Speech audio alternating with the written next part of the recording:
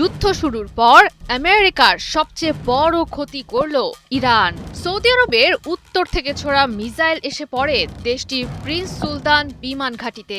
ইরানের নিক্ষেপ করা মিসাইলে ক্ষতিগ্রস্ত হয়েছে আকাশে জ্বালানি সরবরাহকারী আমেরিকার 5টি KC-135 স্ট্র্যাটো ট্যাঙ্কার বিমান। আমেরিকা এখনো আনুষ্ঠানিকভাবে স্বীকার না করলেও তাদের দেশের বিখ্যাত গণমাধ্যমই প্রচার করছে এ সংবাদ। এসব বিমান এতটাই স্পর্শকাতর যে কোনো বস্তুর ছোট আঘাতেই হতে পারে বড় ধরনের ক্ষতি।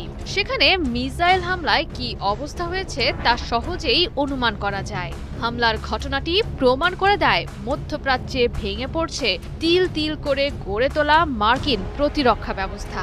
প্রকাশ পেয়েছে মধ্যপ্রাচ্যে মার্কিন সামরিক ব্যবস্থার একটি গুরুত্বপূর্ণ দুর্বলতা। এ যেন ছক কষে ইরানকে ফাঁদে ফেলতে এসে নিজেই যেন সে ফাঁদে পা দিয়েছে আমেরিকা। দুজন মার্কিন কর্মকর্তার বরাতে প্রকাশিত প্রতিবেদনে বলা হয়, ব্যালিস্টিক ক্ষেপণাস্ত্র হামলার সময় বিমানগুলো টারমার্কে রাখা ছিল। তবে মার্কিন বিমান ধ্বংস করা ইরানের মূল উদ্দেশ্য ছিল না, বরং কৌশলগত উপায়ে ট্রাম্পের বাহিনীর অপারেশনাল সক্ষমতা কমিয়ে দেওয়ার লক্ষ্য নিয়েই সজোরে আঘাত চালানো হয়। এই কারণে জ্বালানি সরবরাহকারী ট্যাঙ্কারগুলো লক্ষ্য করে চালানো হয় হামলা।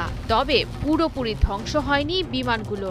কোনো মার্কিন সেনার প্রাণহানির খবরও পাওয়া যায়নি। তবে একই সময়ে একাধিক বিমান অচল হয়ে যাওয়ায় কৌশলগতভাবে নেতিবাচক প্রভাব পড়েছে যুক্তরাষ্ট্রের দীর্ঘ পাল্লার বিমান হামলা চালানোর সক্ষমতার ওপর। মূলত মার্কিন বিমান বাহিনীর লজিস্টিক মেরুদণ্ডকে লক্ষ্যবস্তু করে হামলা চালিয়েছে ইরান। KC-135 স্ট্র্যাটো ট্যাঙ্কারকে বলা হয় আমেরিকার আকাশে জ্বালানি সরবরাহকারী প্রধান প্ল্যাটফর্ম। এ বিমানগুলো যুদ্ধ বিমান, বোমারু বিমান, নজরদারি বিমান এবং পরিবহন বিমানে আকাশপথে জ্বালানি সরবরাহের কাজে ব্যবহৃত হয়। এ কারণে একাধিক ট্যাঙ্কার বিমান ক্ষতিগ্রস্ত হওয়া মানে যুদ্ধে কড়া মাশুল গুনতে হবে আমেরিকাকে। কেননা যুদ্ধ বিমান কত দূর যেতে পারবে, কতক্ষণ আকাশে থাকতে পারবে, কত দ্রুত নতুন মিশনে যেতে পারবে, এসব গুরুত্বপূর্ণ বিষয় সরাসরি নির্ভরশীল ট্যাঙ্কার বিমানের ওপর। তাছাড়া এ ধরনের বিমানগুলো সাধারণত বিপুল জ্বালানি মজুদ থাকা বড় বিমান ঘাঁটিতে থাকে। ফলে ইরানের ব্যালিস্টিক ক্ষেপণাস্ত্র হামলার জন্য এটি তুলনামূলকভাবে সহজ ক্ষেপণাস্ত্র।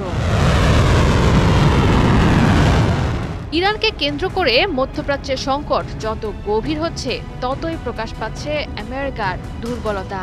গেল কয়েকদিনে অন্তত 7টি KC-135 জ্বালানি ট্যাঙ্কার বিমান ক্ষতিগ্রস্ত বা হারানোর ঘটনা ঘটেছে বলে প্রতিবেদনে উল্লেখ করা হয়। সৌদি আরবে ইরানের ক্ষেপণাস্ত্র হামলায় 5টি বিমান সহ ইরাকের পশ্চিমাঞ্চলে একটি KC-135 বিমান বিধ্বস্ত হয়ে নিহত হন 6 জন ক্রু। জয়া সরকার, ৭১।